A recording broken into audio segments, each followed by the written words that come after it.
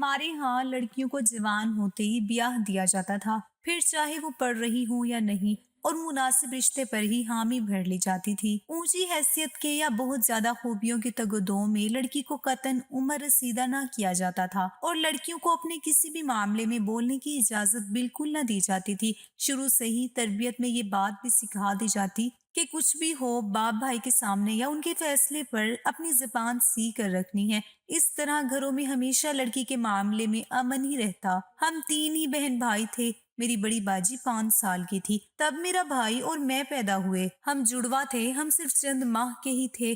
جب ہم ماں کی آغوش سے محروم ہو گئے تو ہمیں دادی نے پالا، مگر صرف 2 سال بعد ہی دادی بھی اللہ کو پیاری ہو گئی۔ تب پھوپھیوں نے ہماری ذمہ داری سنبھال لی، کیونکہ باجی تو خود بھی 7 سال کی تھی۔ ابو نے سوتیلی ماں کی روایتی سلوک کے پیش نظر دوسری شادی نہ کی، اسی لیے پھوپھی نمرا نے ہم بہن بھائیوں کو سنبھالا۔ پھر جب پھوپھوں کی شادی ہو گئی تو ان کی جگہ سعدیہ باجی نے لے لی، جو 8ویں جماعت میں تھی۔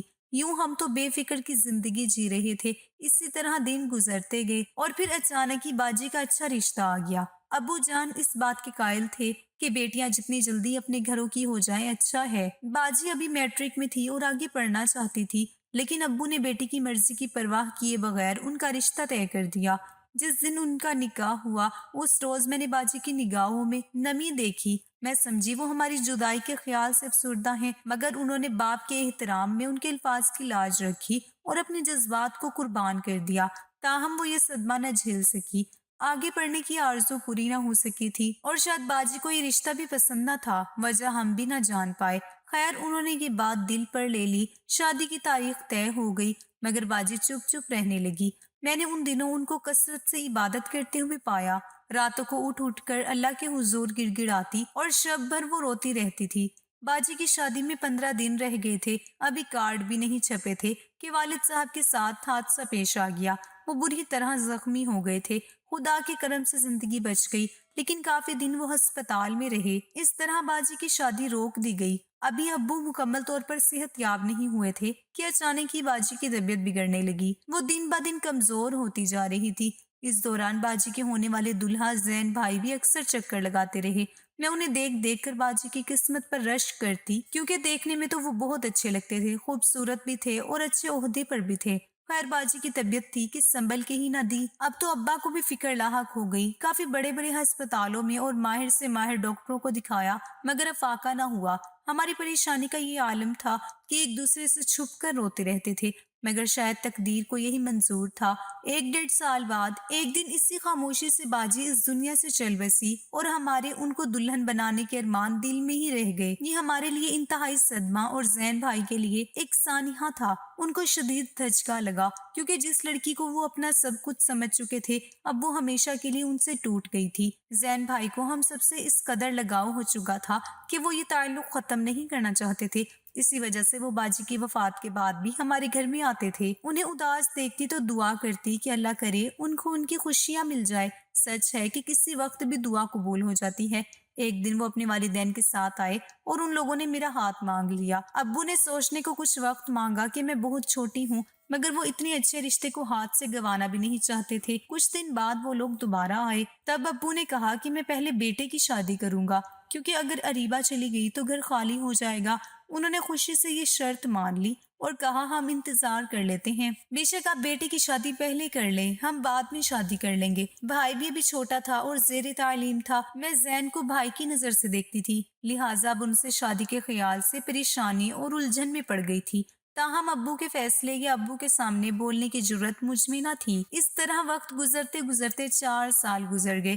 پھر زین کے والد نے ابو سے درخواست کی کہ آپ نکاح کر دیں، رخصتی بے شک بعد میں ہو جائے گی، اس طرح ہم ایک پختہ یقین کے ساتھ آپ لوگوں سے وابستہ رہیں گے۔ والد صاحب نے بھی ان کی بات کو معقول جانا اور میرا نکاح زین سے کروا دیا۔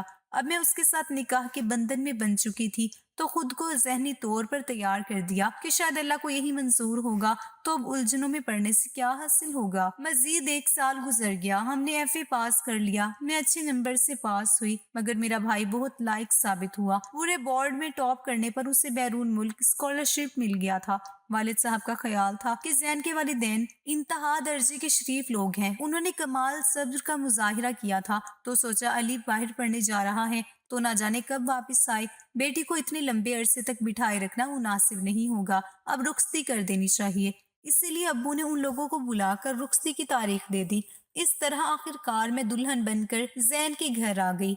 दिल धड़क रहा था, ना जाने मेरा दिल जैन को कबूल भी करेगा या नहीं, लेकिन उन्होंने बड़े अरमान और मोहब्बत से मुझे अपनाया और हम इस बंधन में बंध गए। इस नए बंधन में बंधने के बाद हम खुशो खरम और मुतमईन रहने लगे। मेरे जहन में मरहुमा बहन की जो तस्वीर छप गई थी, उसे मैंने हमेशा हमेशा के लिए अपने दिल में दबा लिया और अपने शोहर के हमरा जिंदगी गुजारने लगी।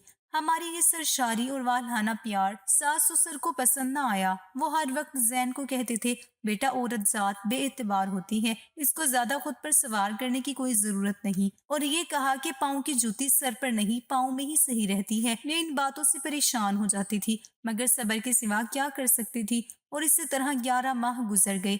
उन दिनों जैन का तबादला दूसरे शहर में हो गया। वो मुझे ये यकीन दिला कर गए कि रिहाइश का बंदोबस्त होते ही तुमको ले जाऊंगा। तो मैं बेसब्री से उनका इंतजार करने लगी। यहाँ मेरा दिल ना लगता था तो वहाँ उनका मेरे बगैर दिल ना लगता था। वो 1.5 माह बाद ही रिहाइश का इंतजाम करके लौट आए। सास ससुर के मना करने के बावजूद वो मुझे अपने साथ लेकर चले गए। यहाँ आकर हमारे दिन रात बहुत ही पुरसुकून गुजरने लगे। उस दौरान हम सास और ससुर के पास भी जाते रहे। मैं हर बार उनको कहती थी कि आप भी हमारे साथ आकर रहिए, मगर वो नहीं आते थे। जबकि हर बार सास ये ताना जरूर देती कि शादी को इतने बरस हो गए, औलाद नहीं हो रही। खुदा जाने हमने क्यों इसी घर में दोबारा रिश्ता ले लिया। एक मर गई और दूसरी बांझ मिली। खानदान का नाम चलाने वाला भी पैदा होगा या नहीं। वो अब मेरे शोहर को बहकाने लगी कि साल 2 साल और देख ले, बच्चा ना हुआ तो तुम्हारी दूसरी शादी करवा दूंगी। मेरे शोहर अपनी वालदा की इस धमकी को संजीदगी से ना लेते। कहते हैं कि अम्मा, औलाद अल्लाह की देन है, आखिर कभी तो अल्लाह आपकी हमारी दुआ सुनेगा। मायूसी कुफ्र है और उम्मीद पर दुनिया कायम है। मैं डरती थी कि कहीं जैन अपनी वालदा की बातों में आकर दूसरी शादी ना कर ले और मुझे छोड़ ना दे। इसी खौफ से अपना इलाज भी करवाती रही, लेकिन अल्लाह की मर्जी कि मेरी गोद हरी ना हो सकी। एक दिन जैन ने कहा, अब मैं अपने वालिदैन के घर मिलने भी नहीं जाऊंगा, क्योंकि वो लोग दूसरी शादी पर मुझे मजबूर कर रहे हैं। इनकार करता हूँ तो नाराज हो जाते हैं। ये सुनकर मैं रोने लगी और कहा कि वालिदैन के दबाव में आकर मुझे छोड़ ना देना। तो वो बोले, कैसी बातें करती हो, ऐसा तो कभी सोचना भी नहीं कि मैं तुमको छोड़ सकता हूँ। अपनी जिंदगी को कौन छोड़ता है, दिल की धड़कनें क्या दिल से जुदा हो सकती हैं। तो आइंदा ये बात कभी जहन में न लाना। मैं तुम्हारे सिवा किसी और के साथ जिंदगी गुजारने के बारे में सोच भी नहीं सकता। अगर औलाद की खातिर दूसरी शादी करनी होती तो तुम्हारे साथ 7 बरस कैसे गुजारता, पहले ही शादी न कर लेता। फिर मैं जैन की तसल्ली से मुतमईन हो गई। शुक्र करती थी कि मेरा शोहर मुझसे मुखलिस है और अब मुझे फिक्र करने की भी कोई जरूरत नहीं है। मेरी माँ तो मेरी बचपन में ही वफात पा गई थी, तो मैं समझती थी कि सास भी माँ होती है, उनसे माँ का प्यार मिलेगा और उनको बेटी जैसा प्यार दूंगी। लेकिन ये ख्वाब ख्वाब ही रहा और मैं हाथ मलती रह गई। जब अली तालीम मुकम्मल करके लौटा तो अब्बू ने कहा कि मैं तुम्हारे भाई की शादी की तारीख रख रहा हूँ, तुम आ जाओ तो फिर शादी की तैयारियां करेंगे। मैंने जैन को बताया तो उन्होंने कहा, हाँ हाँ, तुम्हें जरूर जाना चाहिए, जब कहोगी मैं तुम्हें पहुंचा आऊंगा। मगर उन्हीं दिनों मुद्दत बाद सास ससुर हमारे घर आए। वो पहली दफा हमारे घर आए थे। मैं खुश हो गई और दिल से उनकी खातिर तवाज़ो में लग गई। मगर मेरी सास मेरे भाई की शादी से नाखुश थी। कहने लगी कि हम तो इंतजार कर रहे थे कि तुम्हारे भाई का रिश्ता हमारे घर आएगा, यहाँ तो मामला ही उलट हो गया। मेरे शोहर को भी ससुर साहब ने खूब सुनाई कि तुम्हें बहन की फिक्र नहीं है, अब तुम बीवी को उसके घर पहुँचा दो। जिस घर में हमारी बेटी नहीं जा सकती, उस घर की बेटी भी हमारी बहू नहीं रह सकती। मैंने जैन से कहा कि आप मुझे पहले ही बता देते, मैं तो अब्बू से बात कर लेती। मगर वो बोले, छोड़ो अब इस किस्से को, मैं क्यों तुमसे दरख्वास्त करता, तुम्हें भी तो मेरी छोटी बहन नजर आ रही थी, तुमने खुद क्यों ना उसकी फिक्र की। उन लोगों की बातें सुनकर मैं परेशान हो गई। भाई की शादी की खुशी खाक में मिल गई। मुझे अफसुर्दा देखकर जैन बोले, तैयारी करो, तुम्हें तुम्हारे वालिद के घर छोड़ाऊं। उनका फोन आया था, वो तुम्हारा इंतजार कर रही हैं। मैंने कहा, आपकी अम्मी अब्बू आए हुए हैं, इनको छोड़कर मैं नहीं जाऊंगी। इनकी खातिर तवाज़ो कौन करेगा। जब सास ससुर ने सुना तो वो कहने लगी, तुम जाओ, कोई बात नहीं, ये खुशी का मौका है, हम कोई गैर नहीं, अपने घर में आए हैं। बेटी से कहा, जाकर बहू को इसके वालिद के घर छोड़ाओ। उन्होंने कुछ इस अंदाज में बात की कि मुझे लगा वो दिल से कह रही हैं। फिर भी जैन से कहा, मुझे अच्छा नहीं लग रहा कि मैं इनको छोड़ कर जाऊं। वो बोले, अरे भाई, वो इजाजत दे तो रही हैं। यूं मैं मैके आ गई। जब शादी के कार्ड छप गए और अब्बू ने कहा, अब तुम जाओ और घर वालों के साथ शादी में आना ताकि उनको इज्जत महसूस हो। जब मैं कार्ड लेकर गई तो वहाँ दो उधेड़ उम्र औरतें आई हुई थी और आपस में बातें कर रही थी कि लड़की अनपढ़ है तो क्या हुआ, अच्छे घर से है, खुश रहेगी। मैं समझी मेरी नंद के रिश्ते की बात हो रही है। मैंने खुरेदना मुनासिब न समझा, मगर जैन का अंदाज बदला हुआ था, मेरी तरफ देखते भी नहीं थे। मैंने कहा मुझे बाजार ले चलें, कुछ खरीदारी करनी है। तो जवाब दिया मुझे किसी काम से जाना है, तुम छोटे देवर और माँ के साथ चली जाओ, खरीदारी कर लेना तो फिर वही तुम्हें तुम्हारे मैके पहुंचा देगा। भाई की शादी से 4 रोज कबल जैन आए और बोले मेरी दोस्त की शादी है, उसे सोने की सेट की जरूरत है, हफ्ते बाद वापस कर देगा, तुम्हारे पास तो 3-4 सेट हैं, तुम कोई और पहन लेना। मैंने सेट दे दिया क्योंकि मुझे जैन पर कोई शक न था। वो चले गए तो ना जाने क्यों बार बार मैं परेशान हो जाती थी। फिर मैं मसरूफ हो गई। अगले रोज वालिद साहब को किसी ने बताया कि तुम्हारे छोटे दामाद ने दूसरी शादी कर ली है, तो वालिद साहब परेशान हो गए। ताहम उन्होंने सोचा घर में सब जमा है तो ये मामला शादी तक दबा कर रखना ही बेहतर है, बाद में जैन के घर जाकर तस्दीक करूंगा तो बेहतर होगा, इसलिए मुझसे भी ये बात छुपाई गई। मैं जो खुश खुश फिर रही थी कि अगले रोज रस्म हिना थी, तो उन्होंने मेरी खुशियों को फर्क करना मुनासिब न समझा। अगले दिन ससुर ने कॉल की और बोले रिश्तेदारों के यहाँ फौत की हो गई है, इसलिए हम वलीमे पर आएंगे। वलीमे में जैन और उनके वालिदैन आए और मुझे कहा कि हफ्ते बाद तुम्हें ले जाएंगे। हफ्ता इंतजार के बाद मैंने खुद जाने पर इसरार किया तो भाई ने कहा हौसले से सुनो, तुम्हारे शोहर ने दूसरी शादी कर ली है।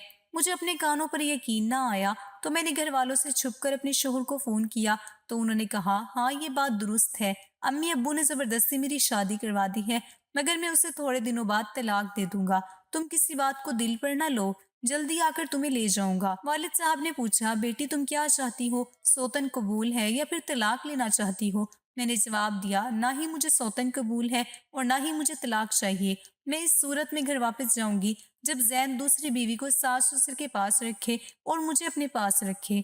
जैन ने शर्त मान ली। नई बीवी को अपने वालिदैन के पास छोड़कर मुझे साथ ले गए। चंद दिन साथ रहे, फिर कुछ दिनों बाद दोबारा उसी शहर में जहां उनके वालिदैन थे वहां आ गए। अब वो 4 दिन वहां और 3 दिन मेरे पास होते। अब जैन अकेले मेरे ना रहे थे, ये एहसास मेरी नींदें हराम कर देता था। अब्बू बीमार थे तो मैके में जाना पड़ा। जैन बोले चंद दिन बाद आकर ले जाऊंगा और फिर लेने न आए। मैं इंतजार ही करती रही, यहाँ तक कि 1 साल बीत गया। वो एक बेटे का बाप बन गए और इस खुशी में मुझसे लाताल्लुक हो गए, लेकिन मैं उनको नहीं भूली। वालिद के घर में तन्हा रहती हूँ, भाई भाभी बैरून मुल्क जा चुके हैं और मैं आज भी इस फ्रेब में जिंदा हूँ कि वो मुझे लेने जरूर आएंगे। हालांकि सब लोग समझाते हैं कि जैन की आस छोड़ दो, उसके 3 जवान बच्चे हैं, मगर इस दिल का क्या करूं जो आज भी जैन के लिए तड़पता है। नाना अमेरिका में रहते थे, कभी कभार पाकिस्तान आते, अजीजों अकारिब से मिलते और लौट जाते। मेरी माँ उनकी इकलौती औलाद थी। उन्होंने अमेरिका में तालीम हासिल की, अपना वतन उनको अच्छा नहीं लगता था। एक बार तालीम मुकम्मल करने के बाद वो घूमने फिरने की गर्ज से पाकिस्तान आई तो मेरे वालिद के एक दोस्त के यहाँ ठहरी जो जागीरदार थे। उनका भतीजा फहद उनके पास रहा करता था। अम्मी को ये नौजवान पसंद आया और उन्होंने अपने वालिदैन को फोन करके अपनी पसंद से आगाह किया। तब उनके वालिदैन फौरन ही अमेरिका से आ गए और अपनी बेटी का रिश्ता फहद से तय कर दिया। मेरी मम्मा शुरू से समझदार और बाएतमाद थी, लिहाजा पसंद की शादी में कोई रुकावट पेश ना आई। शुरू शुरू में तो सब ठीक ठाक चला। कुछ ही अरसे बाद मम्मा और पापा के रिश्ते में खटास आने लगी। पापा शराबी थे, बाजारी औरतों के भी रस्सियां निकले। बाकी सब ऐबो सवाब मेरी माँ को कबूल थे, लेकिन खाविंद की बाजारी औरतों से दोस्तियां कबूल न थी। पापा नशे में धुत झूमते झामते रात गए घर आते तो मेरी माँ उनसे लड़ती झगड़ती और नौबत हाथापाई तक पहुंच जाती। उस दौरान मेरा भाई अहमद पैदा हो चुका था, जिसके लिए मम्मा बहुत परेशान थी। वो चाहती थी कि उनके बेटे की परवरिश पुरसुकून माहौल में हो। जब अहमद बाशऊर हुआ तो वो परेशान रहने लगा। माँ बेटे को गलत कामों से रोकती, पापा उसकी तरफदारी करते। तब मेरा भाई ये समझने लगा कि माँ मेरी खुशियों की राह में रुकावट डालती हैं और बाप अच्छे हैं, मुझसे प्यार करते हैं। जाहिर है हिमायत करने वाले को ही पसंद करता है, खा हिमायत गलत कामों पर हो। यूं अहमद अम्मी से लड़ने लगा और पापा को पसंद करने लगा। वो उनके ही साथ रहने लगा। नाना बीमार हो गए तो उन्होंने अपना बिजनेस और तमाम सरमाया अम्मी के नाम पाकिस्तान मुंतकिल कर दिया ताकि वो अपने वालिद का बिजनेस संभाल सके। कुछ दिनों बाद नाना चल दिए। ये वाकया मेरी पैदाइश से पहले का है। उन दिनों घर में लड़ाई झगड़े उरूज पर थे। पापा चाहते थे कि नाना का सरमाया और बिजनेस वो खुद डील करें और मम्मा का ख्याल था कि ससुर का रुपया हाथ लगते ही कि उसे अपनी आयशियों में उड़ा देंगे और आखिर में मेरे बच्चों के लिए कुछ ना बचेगा। जिन दिनों ये झगड़ा चल रहा था मैं पैदा हो गई। जब मेरी उम्र 6 माह थी, माँ ने मेरे वालिद से तलाक ले ली और सरमाया और बिजनेस अपने हाथों में ले लिया। तलाक के वक्त बेटे को बाप ने अपने पास रख लिया और मैं माँ के हिस्से में आ गई। मम्मा पर बिजनेस का बोझ था, उन्होंने मुझे आया के हवाले कर दिया। मुझे याद नहीं मेरी माँ ने मुझे संभाला हो। मैं नौकरानियों के हाथों में खिलौना थी, वही मुझे खिलाती पिलाती नहलाती धुलाती। जब बड़ी हुई तो मुझे बोर्डिंग हाउसिंग भेज दिया गया, क्योंकि ये हमारे तिबके का रिवाज था। हमें काउंटिंग में पढ़ाया जाता और बोर्डिंग हाउसिंग में भेज दिया जाता ताकि हम अंग्रेजी तहजीब और तौर तरीके अच्छी तरह से सीख लें और अंग्रेजी जुबान पर भी अबूर हासिल कर लें। मेरे वालिदैन के हल्का अहबाब में जागीरदार, सियासतदान, कारोबारी हजरात और बड़े सरकारी ओहदों पर फाइज लोग शामिल थे। हम बच्चों की दोस्तियां भी ऐसे ही लोगों के बच्चों से थी, क्योंकि हम जिन स्कूलों में पढ़ते थे वहाँ आम लोग अपने बच्चे बहुत कम पढ़ाते थे। हम उन तमाम बड़े बड़े लोगों को अच्छी तरह से जानते थे, लेकिन जब किसी महफिल में मम्मा पापा मदऊ होते और उस महफिल में हम इकट्ठे हो जाते तो अपने बाप को बस दूर से देखती थी, उनसे बात नहीं करती थी। मेरा भाई तो मेरी तरफ देखता तक न था। अम्मी ने तो हमेशा मुझे एतमाद दिया और किसी काम से नहीं रोका। मैं खुद एक मोहताज शख्सियत की मालिक थी। मेरी दोस्ती भी चंद मखसूस लड़कियों से ही थी। मैं लड़कों से दूर रहती, सिर्फ हेलो हाय तक ही बात महदूद रखती। हालांकि हम पर लड़कों से दोस्ती पर पाबंदी नहीं थी। मैंने BSc कर लिया तो यूनिवर्सिटी जाने का सोचा, तभी मम्मा ने सियासत में कदम रख दिया। वो हमारे इलाके की एक नामूर जागीरदार के मुकाबले में खड़ी हो गई। उस शख्स की जमींदारी की वजह से मेरे वालिद से अदावत थी। अब वालिदा से सियासी मुखालफत भी हो गई। उस शख्सियत का नाम ज़ीरक था। जब मेरा MBA का आखिरी साल था, अम्मी के कारोबारी हल्के के एक मारूफ बिजनेसमैन की बेटी की शादी थी। मारवी ना सिर्फ मेरी क्लास फेलो थी बल्कि वो मेरी दोस्त भी थी। मैं और मम्मा दोनों उसकी शादी में शरीक हुई। वहाँ वही जाने पहचाने चेहरे थे, वही बिगड़े रईस ज़ादे दोस्तों के साथ बैठकर ड्रिंक करते या फिर गर्लफ्रेंड्स के साथ खुश गपियां। लेकिन उस तकरीब में मैंने एक ऐसा लड़का भी देखा जो ना किसी दोस्त के साथ बैठा था और ना किसी लड़की के साथ, बल्कि वो एक बूढ़ी खातून के साथ बातें कर रहा था। उसको मैंने पहले कभी नहीं देखा था। उसकी संजीदगी मुझको अजीब लगी। हफ्ते बाद दोबारा उसे यूनिवर्सिटी में देखा और बात करने में पहल की। तब उसने बताया कि वो ज़ीरक का बेटा है, यानी अम्मी के सियासी मद्दे मुकाबिल का। उसका नाम सुलेमान था और 1 माह पहले ही लंदन से आया था। जब मैंने उससे अपनी माँ का नाम बताया तो वो कहने लगा, हमारे सितारे नहीं मिल सकते। जब वो अपने मद्दे मुकाबिल का नाम सुनेगी तो हरगिज खुश ना होंगी। मेरी मम्मा बहुत रोशन ख्याल हैं, वो ऐसा नहीं सोचती। मैंने कहा, मैं इस नौजवान की जिंदा दिली और साफ गोई से मुतासिर हुई थी। अब हम यूनिवर्सिटी में अक्सर इकट्ठे नजर आते।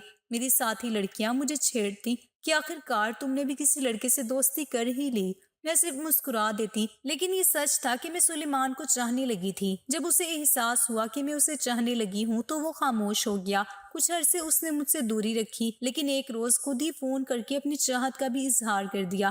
पहली बार मुझे एहसास हुआ कि ये दुनिया कितनी प्यारी और कितनी खूबसूरत है। दिन तब बड़े सुहाने हो गए थे। सब कुछ अच्छा लगता था कि रोज मेरी सुलेमान से फोन पर बात होती थी। बेशक वो मुझे अच्छा लगता था, मगर मैं दोस्ती में हद से गुजर जाने को पसंद नहीं करती थी। हम रख रखाव से बातें करते, फिर मुलाकातें होने लगी। तभी मम्मा को भी पता चल गया कि मैं उनके सियासी मुखालिफ के बेटे से मिलती हूँ।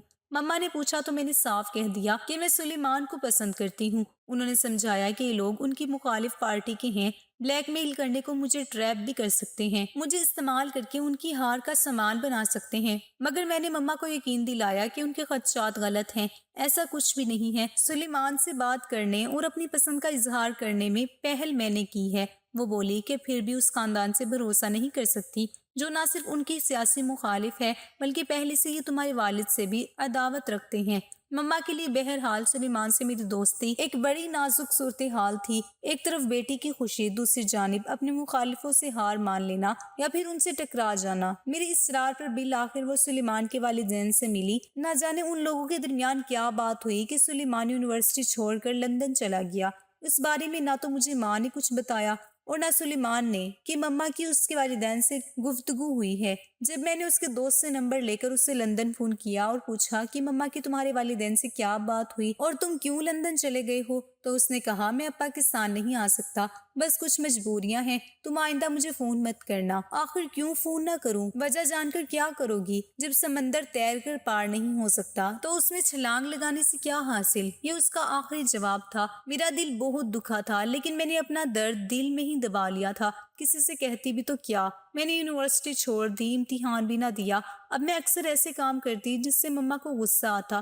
یوں ہی کافی وقت بیت گیا اور میں سلیمان کو بھولنے لگی۔ مما اپنی مصروفیات میں کھوئی ہوئی تھی اور میں تنہائی سے تنہا لڑ رہی تھی۔ اب نہ میں کہیں جاتی اور نہ سہیلیوں سے ملتی۔ ان دنوں سخت پریشان اور غمگین تھی۔ مما تو مجھے بہت غوط غرض لگتی تھی۔ میرے خیال میں ماں اور بیٹی کی زندگی میں ایک ایسا وقت ضرور آتا ہے جب بیٹی ماں کو اپنا دشمن سمجھتی ہے، چاہے اس میں ماں کی نادانی ہو یا بیٹی کی بے وقوفی۔ دونوں میں سے کوئی بھی خود کو الزام نہیں ٹھہراتا۔ مائیں کہتی ہیں ہم اولاد کا بھلا چاہتی ہیں، اپنی بچیوں کو سنبھالنا اور سمجھانا ہمارا فرض ہے، اور لڑکیاں چاہتی ہیں کہ ان کے خوابوں کی تعبیر ان کو مل جائے، بدلے میں خواہ کیا کچھ ان کو دینا پڑے۔ میں جانے کن سپنوں کو اتنا عزیز رکھے ہوئے تھی کہ ایک دن اس کی شادی کا کارڈ آ گیا۔ کارڈ دیکھ کر دھچکا سا لگا، لیکن ہر انسان کو مجبوراً ایسے دھچکے سہنے پڑتے ہیں۔ اب سوال یہ تھا شادی میں جاؤں یا نہ جاؤں۔ 3 دن بعد سلیمان خود مدعو کرنے آ گیا۔ اس کے سامنے میں ایک لفظ نہ بول سکی، اور وہ بھی ایسے میں اپنی شادی میں مجھ کو مدعو کرنے آیا تھا۔